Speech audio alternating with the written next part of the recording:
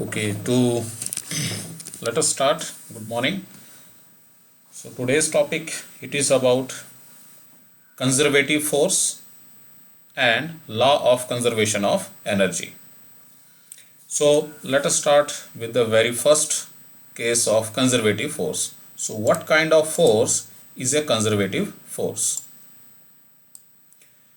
So in order to understand a conservative force, we will talk about the work done by the conservative force or a force, which turns out to be conservative depending upon the nature of the work it does. So a conservative force is the one if the work done by the force or against a force which turns out to be a conservative force, it depends only on the initial and final positions of the object whenever work is done on the object in order to move it, right? So whenever we move an object between some positions which we call as initial and final position, so the work done will depend only the initial and the final positions, and it will not depend upon any path, or we can say the path by which the journey is completed, or we can say by which the displacement in the position of the object is caused. So whenever a force does such kind of work, we call this force to be the conservative force. So if the work done by the force depends upon only on initial and final position of the object and does not depend upon the path by which the displacement is caused in the position of the object, the kind of the force it is called as conservative force. We have few examples of conservative force, just like gravitational force, electric, or we can say electrostatic force, or elastic forces. So these are the conservative forces. There are also other examples of the conservative forces. Let us keep it to these examples. And on the other hand, what are non-conservative forces, which are not conservative forces?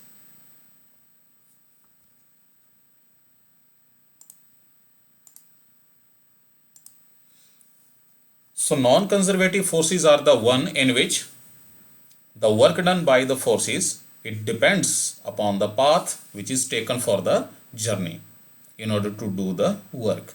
Such kind of forces are called as non-conservative forces. So the difference is very easy to remember. Conservative forces are the one in which the work done depends upon only initial and final position of the object and does not depend upon the path taken for the journey to carry out the work. Few examples are the gravitational forces, electrostatic forces, elastic forces. And on the other hand, non-conservative forces are the one just like friction forces, tension forces, applied forces, a push or pull, or air resistance. All these forces are non-conservative forces because they depend upon the path, because the work done by these non-conservative forces depend upon the path by which the displacement is caused. So let us try to understand this, how the forces are decided to be conservative forces, and work done by the conservative and non-conservative forces depend on or does not depend upon the path. Okay, so here are the diagrams you can just comprehend. In this case, the journey is taking place in case of an object from some initial position to some final position. So there are two paths. One is straight path, right? Other one is a zigzag path, or a curved path, or indirect path you can call it to be. So total energy it stores is equal to the amount of work done. So means this is nothing but the work done on the object. So it remains same. It does not depend upon the path by which the journey is taken. This is the case of gravitational force. So work done by a gravitational force, it is always independent of the path. It just depends upon how much displacement is caused. Means just initial and the final position. So that is. On the other hand, we have here another diagram in which the journey is again taken against the gravitational force by height delta h, or h you can call it to be. The gravitational force again just does the same amount of work. By which path the journey is taken, it does not depend.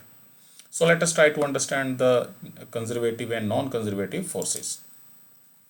So what is the reason, or what is the that fact by which we decide a force, or we can say work done, depends or does not depend upon the path? Okay, So let us take this example of diagram I am just showing here. This is the diagram, right? So there are the we are taking an object from Earth's surface to some height h. So we are doing this in two ways. In first way, we are taking it along the straight vertically upward direction by height h.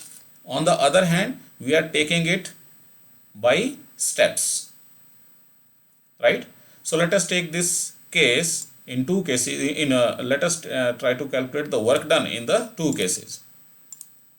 So first let us try to calculate the amount of work done by the gravitational force. So work done by gravitational force in path 1, as we have already discussed, it is nothing but the amount of potential energy stored by the object, which is mg into h. So this is the amount of work done by the gravitational force in path 1. And what is the total amount of work done in any other path? Just like in this second case it is shown, the work is being done to move the object from some lower point to high point of h height, right? So work is being done in steps. So in first step, the object is taken by height h1. Then in next step, the object is taken by height h2. And in next step, the height is taken by object is taken by height h3. So total amount of work done will be the sum of all the works done for h1, for h2, and then for h3. So when object is taken through the same height h, total height is same but by path 2. So work done by the gravitational force, it is given by the work done for height h1 plus work done for height h2 plus work done for height h3, and similarly the work done for height h4, if there is any. Okay, let me just eliminate the fourth term here because we are taking only 3 steps. Okay, so from here we see that this W1 is nothing but mgh1. So what is the amount of work done? It is just the mg into h1. And what is the work done to? This will be the work done from h1 up to h2, means just for this height.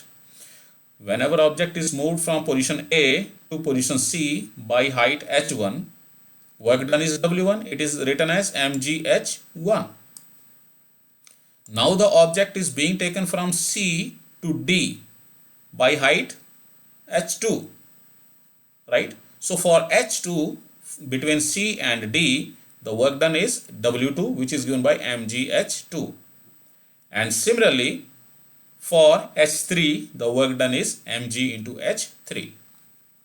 So now this mg in all terms comes common, and inside we are left with only h1 plus h2 plus h3.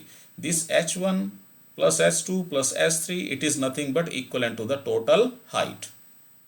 So therefore we are writing h in place of h1 plus h2 plus h3 h. So we see that in first path work done is given by mg into h, and in second case again whenever we calculated the work again comes out to be mg into h. So it is the same amount of work done. So this work does not depend upon the path by which the object is raised by height h. So work done in this case is done against the gravitational force. So in this case we see that the work done against or by a gravitational force, it is always independent of the path. It just depends upon the initial position and the final position by which the object has been moved. So for this reason, because the work does not depend upon the path by which the object is taken as shown in the diagram, right, the work done is always same. It is mg into h. So therefore such a kind of force which does such a kind of work against the gravitational force, it is called as the conservative force. On the other hand, non-conservative force is just like frictional force. So work done by the frictional force is less in path 1 and more in path 2, right? So we are considering here only the frictional force now. We just forget about the we can say gravitational force. You can also take a different situation. right? Suppose that object is moved from position A to B by some zigzag path or some indirect path, right? By sliding one object over the other, yeah, or rolling one object over the other. So in that case, work done by the frictional force, it is always different in different paths, because the frictional force depends upon the path, right? So in a longer path, the frictional force will be, work done by the frictional force will be more, right? So in a longer path, the work done by the frictional force will be more.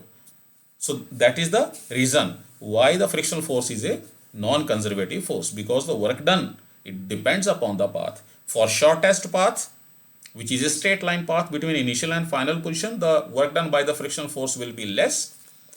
And for a longer path between same two positions, initial and final position, same two initial and final position, for a longer path, the frictional force has to do more amount of work.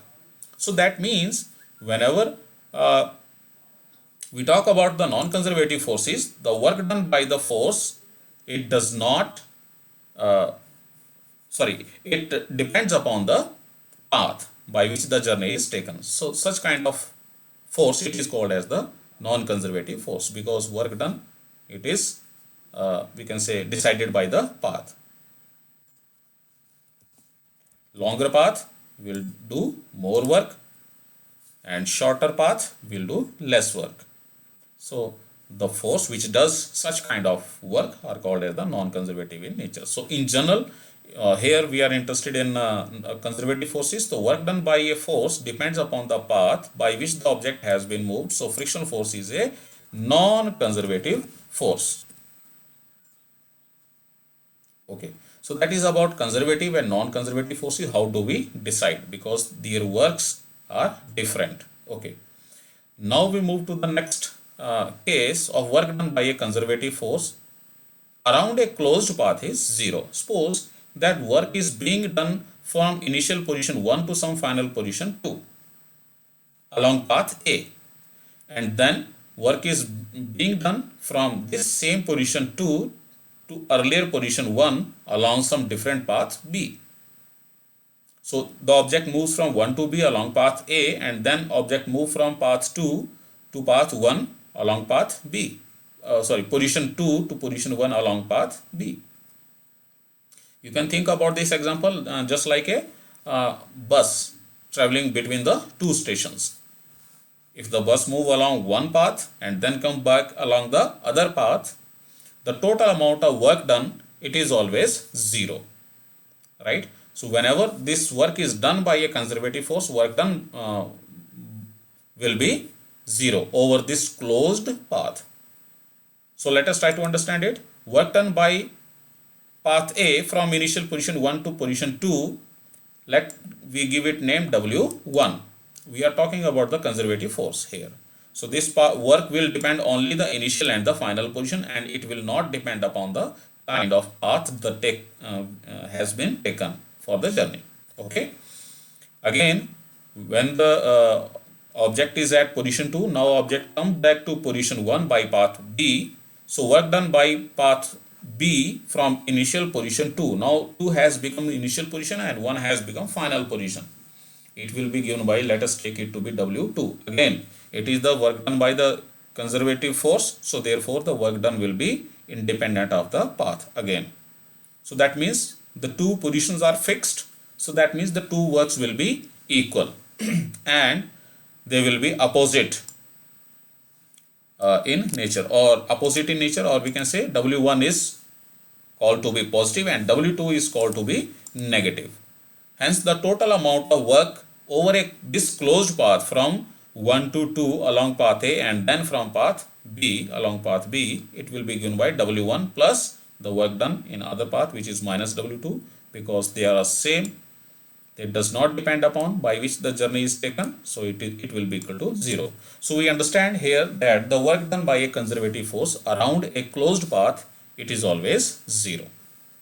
So this closed path may be of any shape. It is already clear because of the conservative nature of the force.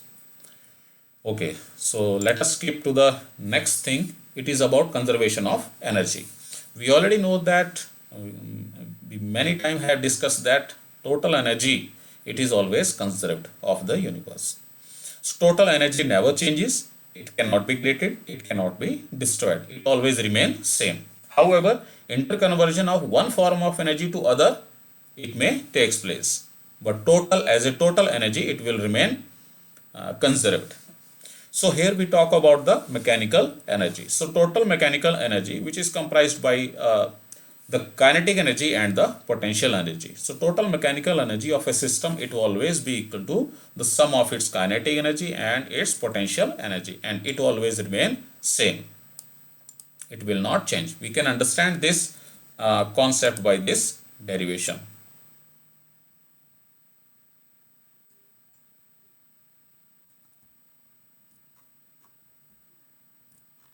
Okay, so let us take this understanding from this situation. So here what we are doing, we have raised an object, right, of mass m, suppose by height h, and we are allowing the object to fall, or it is thrown from some certain height h, and we calculate the total energy, which is nothing but the total mechanical energy of this object in different situations. So in this is the first situation, this is the second situation whenever object is in between the path during the journey, and this is the third situation in which the object is lying on the lowermost point, or we can say surface, or we can say ground. So in this case, let us calculate the total energy in first case. So total energy in first case, let us give it name E1. It will be equal to potential energy in the first case plus kinetic energy in the first place of the object. So what is the potential energy of the object in first place? It is given by the formula mg into h. It depends upon height. At this position, it is h height, plus kinetic energy. What kinetic energy is hold? Suppose that at this position, the velocity of the object is v naught. So the kinetic energy, velocity of this object at height h, it is given by v naught. So therefore the kinetic energy in this position, it is given by half m v naught square, which is quite simple to understand. So this is the total energy of the object at this height h. Suppose that object is moved by this distance y in downward direction, because velocity is in downward direction, and after moving this distance y in downward direction, the velocity of the object becomes v1. So now what will be the total amount of energy, mechanical energy in this situation? So for this, we apply this equation of motion just to write the value of v1. So it is v square is equal to u square plus 2as, which is the equation of motion for uniform acceleration. Here uniform acceleration, h is the acceleration due to gravity, which is in downward direction. So object is moving in downward direction. So therefore the acceleration, which is nothing but acceleration due to gravity, represented by small g, it is always taken in the downward direction. So it is positive. So v, it is the final velocity. So this is the initial position from where the object was moving with velocity v naught. So it is the initial velocity v naught, final velocity is v1. So we substitute the values here. So v1 square, it is equal to v naught square plus 2gy. So this is the displacement that has been moved for the change of the velocity from v naught to v1. So this is the value of v1. Now we can write the energy of this object in second situation. So let me give it name E2. So this will be given by P2, means potential energy of the object in this situation plus kinetic energy K2 of this object in this situation. So what is the potential energy in this situation? It will depend upon height at which it is lying. So it is h minus, so total height is h, y displacement has already taken, so height remaining, the potential energy will depend upon the remaining height. So which is h minus y. So that's why we are writing it mg into h minus y. Plus what is the kinetic energy? Half of m v square. V is the velocity of this object at this position, which is nothing but v1. So v1 is given by this. So we are writing v square means v1 square value, v naught square plus 2gy from here to this equation. Now we just do some mathematics and simplify this equation, and lastly we get this formula for the total energy. Again we see that the total energy, it will be the sum of these, which is constant, which is the same as in first situation. So energy has not changed, right? However, the kinetic and potential energy has changed from one to other. We will discuss it in just a step ahead. Okay, let us take the third situation when object has completely come to the surface. Now height of the object has become 0 and only the energy is due to its kinetic energy, it is V2, right? So at lowermost point the velocity of the object is V2, for example. Again we apply this same equation. So from here V square is equal to U square plus 2AS. Again it is V.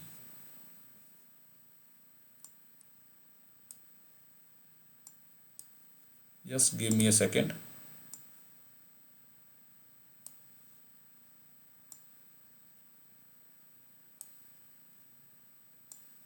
Okay, so it is V2 square is equal to V naught square plus 2G into H. So object has moved by displacement H, right? Object has moved by this displacement for V2 velocity of the object. Okay, so from here we understand that the total energy in this third situation is represented by E3. It is given by the potential energy in third situation plus kinetic energy in this third situation. So it will be given by potential energy. It becomes, because object is lying at lowermost point, so height is 0, so its potential energy is 0, plus kinetic energy, it is given by half m V2 square. So value of V2 is this, V naught square plus 2GH. So whenever this value is substituted and just this equation is simplified, we get this total energy in the third situation. So from here we see that the value of the energy in third situation, it is the same value as in second and first situation. So we see that whenever an object falls, the total energy of the object, or we can say total mechanical energy of the object, it does not change, it remains same. So in all situations the energy is same. So E1 it is equal to E2 is equal to E3. So this is the law of conservation of energy. Now the one point which may confuse you is that we have in all situations we have mgh plus half mv naught square here and in the first situation also, right? You need not to see it as a individual term. You can see it as a total value of the energy in three situations, right? Suppose that at height h the object is lying at rest, so means from this height the object is dropped, so that means initial velocity v naught, it will be 0. Initial velocity v naught, it will be 0. So from here first formula for the total energy, it becomes v naught is 0, so it will be the total energy, it will be given by, at highest point it will be given by just its potential energy. In this situation the kinetic energy of the object is 0. Earlier we were taking that object is moving and at some height h its velocity is v naught, right? So this is the difference. So if we take that object is lying at rest at this height, that means its initial velocity v naught is 0. So its kinetic energy at highest point is 0. So total energy is in position 1, it is only its energy due to the potential energy. And similarly in second case, in this expression v1 square, it will be equal to v naught square. So this v naught is 0 here, so it becomes 2gy. So whenever we simplify this, we get this equation. Again we see that this term will be 0. Again the total energy will be same, mg into h, right? And also in third situation this will be 0, hence the total energy will again be mg into h. Don't think about this value, right? You need to think about the total value of the total energy. So this is the concern here. Okay, so that is about the conservation of the energy. So now I can summarize this topic of conservation of energy here with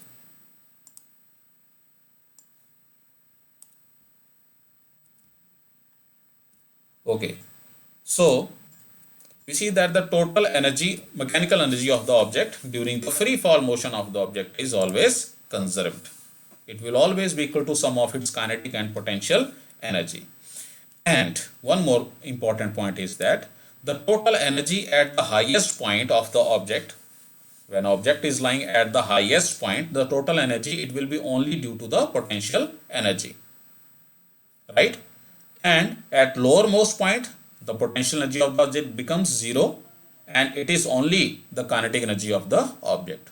But because energy is conserved, so if you calculate, you will see that the total potential energy at highest point, it will be equal to the total kinetic energy at the lowermost point, because object starts moving due to this potential energy in downward direction. So energy is getting potential energy is getting converted to the kinetic energy. But in all situations, total energy will remain same. Okay, so that is all about this class.